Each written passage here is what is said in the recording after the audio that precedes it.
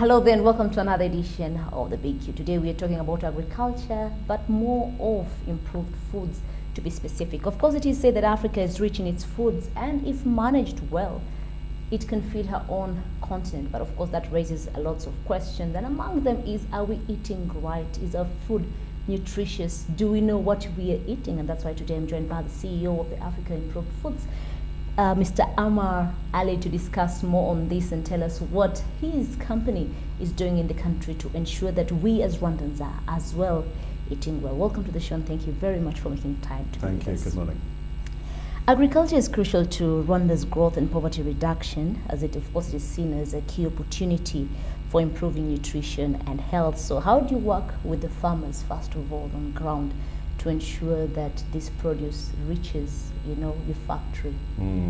Yeah, so we work very closely with the Rwandan farmers. We have a commitment to source at least 50% of our maize from Rwandan smallholders, and we've hit that target this year. We're in our second year.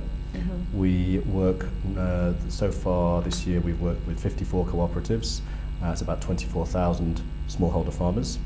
And we don't just buy from them, but we work very closely with them to improve the whole value chain.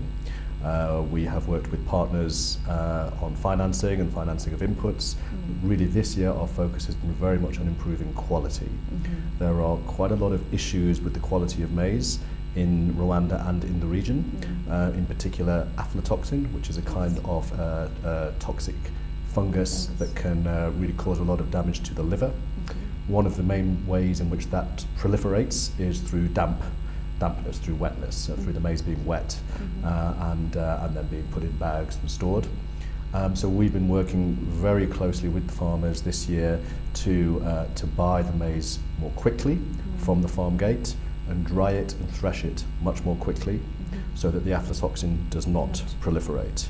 Last year, when we were working with farmers here, we had to reject 1.90% of the maize that we tried to buy due to this aflatoxin issue. This year, by working very closely with them, we've reduced that to 25%. So 75% of the maize has been at our standards. It must be said, our standards are very, very high, and much higher even than, for example, the US. So we're aiming at a much, much higher quality standard for aflatoxin than you would see in the US or many other parts of the world. But basically one would wonder, so do you actually train them?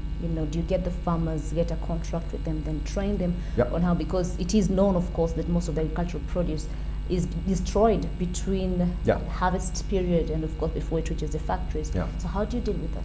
Yeah, so we do train them and we do work with them. So we've been trying different models and we still have various different models. The main one we've been using this year is one where we work closely with them to reduce post-harvest losses a lot. One of the problems for small farmers is access to threshing and drying equipment quickly after harvest, because there are normally not that many machines and they're going around the different cooperatives, and sometimes the farmer needs to wait and it can be too late, and then they end up losing a lot of their crop. But by collecting the maize from them more quickly, we pay them more quickly in cash, so they get cash weeks before they would otherwise get it. We take away from them the cost of having to pay for these threshing and drying machines and other kind of storage equipment. So they get their money quicker, the grain is of higher quality, they reduce the post-harvest losses, and their incomes go up by about 20%. Would you say now, a year down the line, of course, since you launched last year in May, have the farmers been able to meet the input that you actually need to see this grow? Because we do know that you also want to branch out to regional areas across. Have the farmers been able to meet this demand? We're getting closer. So as I say, our target is minimum 50% from Rwanda smallholders of our needs. Our needs for maize are around 25 to 28,000 tons per year, so it's a lot. It's a lot. And as I say, it needs to be of the very highest quality. This year we will, as I say, get to about half, 50% of that. In order to take that up a level, we need to scale up our interventions with the farmers. So we need to work with partners to expand the amount of equipment that there is. We don't want to do this all ourselves, by the way, so we want to work with other small companies and cooperatives and NGOs to do this, so we can get closer to the 100%. Of course, now the Big Q gives opportunities to our viewers to ask questions, and one of the questions that we got was from Mary Murelbu, says, what is the difference between them they said fortified foods. I think they don't really understand what you mean, what you say, fortified foods. Here she says genetically modified foods. What's their difference between them being fortified foods and of course we do know of the GMF foods that are now in the market? Yeah. You also do the same, or it's different? So they're two different things. So all of the crops and raw materials that we use are not genetically modified. So we use fully non-GMO maize, non-GMO soy, non-GMO milk powder. All our products are completely non-GMO. Fortification is a different thing. Fortification just means it has added vitamins and minerals. So we take our non-GMO ingredients, we process them, and then we add vitamins and minerals, like iron, like zinc, like folic acid, all the different vitamins as well, which are crucial for good nutrition. Absolutely. According to data from the Rwanda Demographic and Health Survey conducted just last year, that's 2017, chronic malnutrition affected over 38% of the children, of course, under 5 years old in less than just a decade. So what's your role in beating this? So we do that in a few different ways. It's obviously a big problem here in Rwanda and in the region, and it has a lot of negative impacts. We're working with the Ministry of Health very closely and the Ministry of Gender and Family Promotion on a big nationwide anti-malnutrition and anti-stunting program. So our foods are distributed to essentially about 100,000 of the most vulnerable mothers and children across Rwanda. You distribute them for free? Yes, they're distributed for free by the Ministry of Health. Yes, yeah. Okay. And the objective of that is to bring down malnutrition and stunting rates significantly. There are also other programs that the ministry does, or that the government does, around hygiene. I mean, so malnutrition and stunting is not just about food; it's about other factors as well. And so, for example, hygiene, clean water, those sorts of things. Also, of course, we're very, very conscious that we want to keep the breastfeeding rates as high as they already are here. So we're very conscious that our food should not be replacing breastfeeding, but should be complementary to breastfeeding. Yeah. Now let's talk about the first 1,000 days. Of course, we had a question here from Eric Mahoro, says, feeding a child over. Why are you concentrating on the first 1,000 days of all this?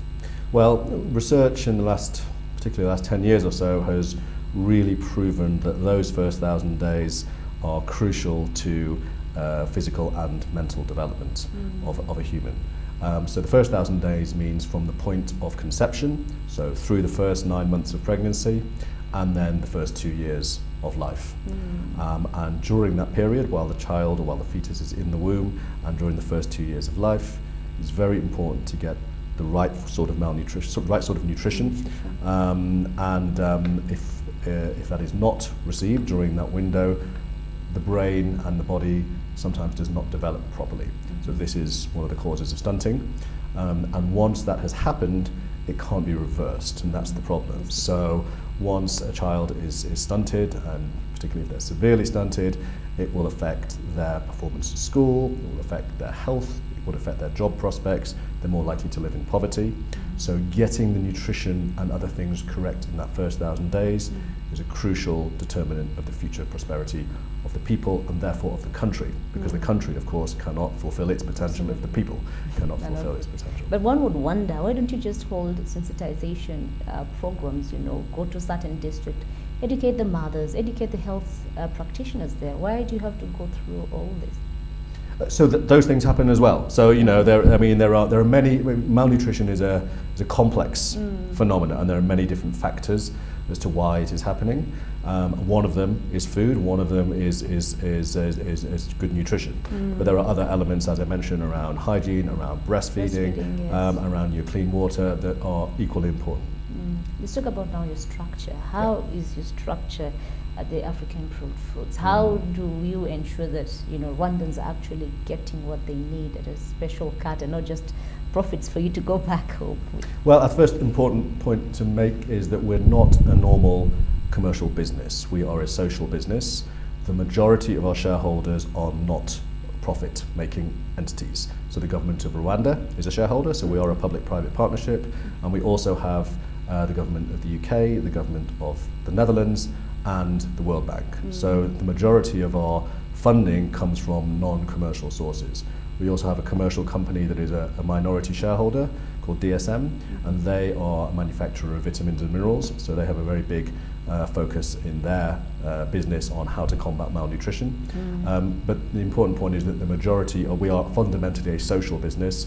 We want to be sustainable, financially sustainable. We don't want to have to rely on donations or on subsidies, but we're not here to try to make big profits. And in fact, within the charter of our company, if our profit exceeds a certain commercial threshold, anything above that will go back to the government here to fund more nutrition programs. So we could never make big profits, even if we wanted to. Absolutely. So 1 year down the line for the company, a question here comes in from Mary. She says, Rwanda, why did you choose Rwanda as compared to other places? Why did you first choose your best to be Rwanda here? Well, I mean, there's many reasons. Rwanda is really the shining light for the development of Africa right now. The government is very competent, is very supportive of programs. President Kagame has made this a big focus for the whole government, is to eliminate malnutrition. It is uncorrupt, it is very private sector friendly, and it is close to other big markets that are interesting from a commercial point of view, like Uganda, like Tanzania, like DRC. So it was strategically placed? Yes. So far, in terms of impact, what would you say impact has been over the 1 year? Are you selling your products? Are people appreciating what you're doing for the country? Yeah, so I think we've had quite a big impact for a fairly young company. We've been around about a year and a half already. So one of the organisations that we supply to is the World Food Programme. So we are the first African producer of their food for moderate acute malnutrition. Before us, all of that product was being imported from Europe and the US. We estimate that we fed about 1.6 million people around Africa through the World Food Programme, in South Sudan, in Rwanda, but also in other places in East Africa. Again, so Rwanda is really part of Africa feeding Africa now. So that's been one big impact. In addition, as I mentioned, we have our products going to the 100,000 most vulnerable people in Rwanda. And we work with a high number of farmers, about 24,000 farmers, increasing their incomes, increasing their yields, increasing the quality of the maize for the whole country.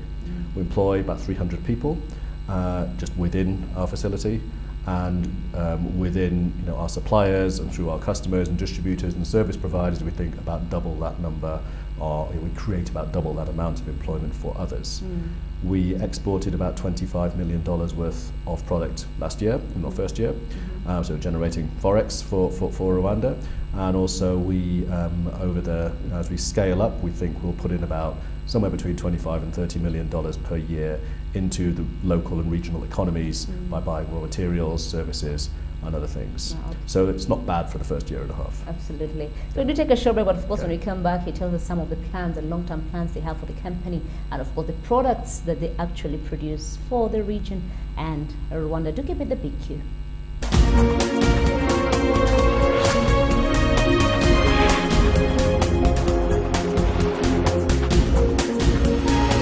Welcome back, and thank you very much for keeping it the beach. Of course, I'm still talking to the CEO of the Africa Improved Foods, Mr. Amar Ali, and of course, he's taking us through what his company does, not only for Rwanda, the region, but also the continent. Back to our questions, Mr. Amar. Originally, of course, you've talked about how you're trying to spread out your wings there. The question comes in from Tony. He says, regionally, do you buy, say, maize from Uganda, Burundi? How does it work? How do you ensure that you're already penetrating this market? So, well, as I say, our focus for maize in particular is Rwanda. So we want to make sure we get at least 50% of everything we need from Rwanda. We make up the difference from some other countries, so Uganda is one of them. We also get some soy from Uganda. There's not much soy in Rwanda, and also from DRC. So the answer is yes, we do buy from the region as well. After winning the Investor of the Year 2017 award, okay, let's just start from there. The Investor of the Year award 2017, how did that make you feel? And how did you just, a year down the line and you're already winning these awards? What does that even mean for you and as a company? Well, it's very nice to win awards, and it's a great honor to be recognized by the government here for contributing something to this country. But our focus is not really winning awards, it's on combating malnutrition and improving the livelihoods and nutritional status of people in this country. And now, of course, you've won the SDG Award of the Year. What lies ahead for your company? I think what's really important for us is to be financially sustainable and also to be able to bring products to the market, to the consumer here, that are affordable, of high quality, of high nutritional value, and available to the mass market. I think one of the things that we see, that's really how we'll combat malnutrition in a sustainable way, not with funds from NGOs or donors that can help to really reach the most vulnerable. But what we want to be able to do is put commercial products into the market that are cheap, highly nutritious, and of very high quality, such that the Rwandan people and people in the region can get sort of imported quality at a local price. Yeah, of course. And which specific SDG did you win this award for? So the SDG award we won was actually for SDG 12, which is sustainable production and consumption. And we won that basically because of our value chain approach, because we're trying to build not just demand, but also supply. And so we're building a whole supply chain right from the farmer through to the consumer, and not relying on imports which are obviously unsustainable. So we're building up really the whole country in a sense. The other SDG, I mean, we actually fulfill a few SDGs in what we do. SDG 2, which is zero hunger, is probably the one you would most likely associate with Africa Improved Food. So that's a big focus for us. But then there are other SDGs as well, which we contribute to. SDG 19, which is around partnerships for development. So we are, as I mentioned before, we're a social business. We bring together governments, development organisations, NGOs, and the private sector, all to work together to combat malnutrition and improve livelihoods. Let's touch on SDG 2. Of course, there was a question here by Antoinette Mohiro, says, of course, you've tackled a few other SDGs, but I think SDG 2 is quite important as well.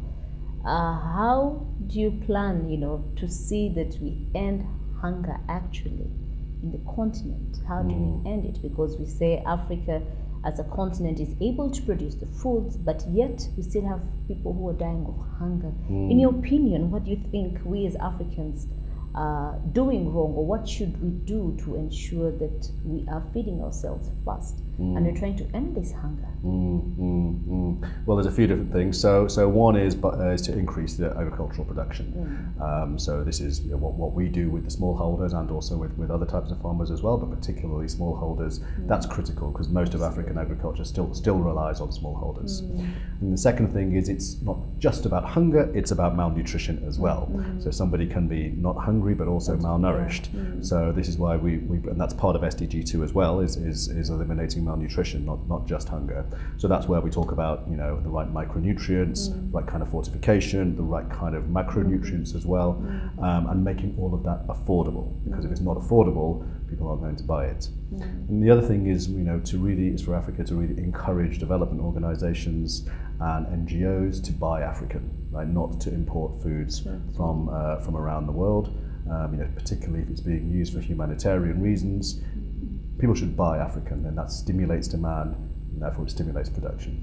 Of course, I'll ask you, I'm not sure of your background, if it's really in agriculture, but for the youth who are watching, it's very important that you've mentioned that we should do it for Africa, buy African. But for the youth who are watching and feel that agriculture is not something they should dive into, what would you tell them?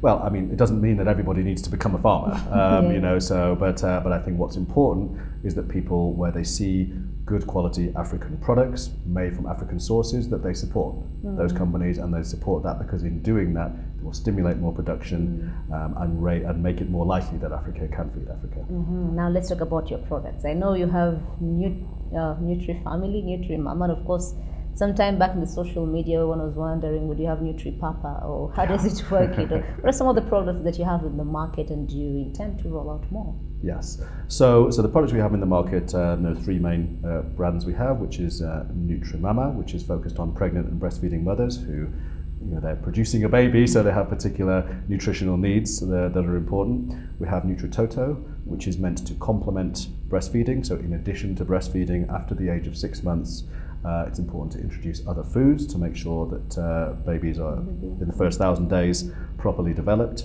So NutriToto is really trying to be a imported standard infant cereal at a local price. And then we have NutriFamily, which is more for the whole family, really for any time of the day, and that's more of a balanced, nutritious meal for the whole family. So do you intend to roll out more? Should we expect NutriPapa? Should we expect something more out of? Well, so we now actually have, we have two versions of NutriFamily. So one with maize, soy, sorghum, one with maize, soy, whole wheat, which has just come out. We're looking at a bunch of other products as well. No plans for NutriPapa particularly. Yet there was a meme going around last year, I think, where it was a kind of beer with NutriPapa on it. But no, we encourage men for sure to eat NutriFamily every morning because it's very high in protein, gives you a lot of energy, and obviously these are things that men and everybody needs. No, of course. Let's talk about now, as we sum up, of course, our interview. It is very important to know your plans, your strategic plans for the next, say, 5 years. Where do you see yourselves as a company? Well, the first and most important thing is we really want to scale up our agricultural work here in Rwanda with the smallholders. So we want to do a lot more work to eliminate this issue of aflatoxin, to improve the yields of the farmers, and to expand our work with the smallholders. Second thing is to continue to do the work we're doing with the government. We want to see results. We want to see data showing that malnutrition and stunting rates are coming down, because that's really what we're here for. And we want to continue to expand our exports as well. So both our new products within Rwanda, but into Uganda and Kenya, because ultimately that's what's going to make us financially sustainable. Absolutely. Do you see yourself branching into other parts, say West African countries as well? Could do. I think the next country on part of the plan is Ethiopia, where clearly it's a big market, but also big issues with malnutrition. So that's the country we're focused on right now. But sure, after that, West Africa is definitely on the radar. Well, thank you very much for making time to be with us. Thank you. I've been talking to the CEO of the Africa Improved Foods, and of course he says they're not just producing for Rwanda, but they also intend to grow the wings, but more so they are trying to beat malnutrition, stunting in the country. So do keep it the big and do remember to send in suggestions on who you want to see on the show, and keep sending in your questions for them as well. Do keep it a big Q and do keep it Rwanda Television.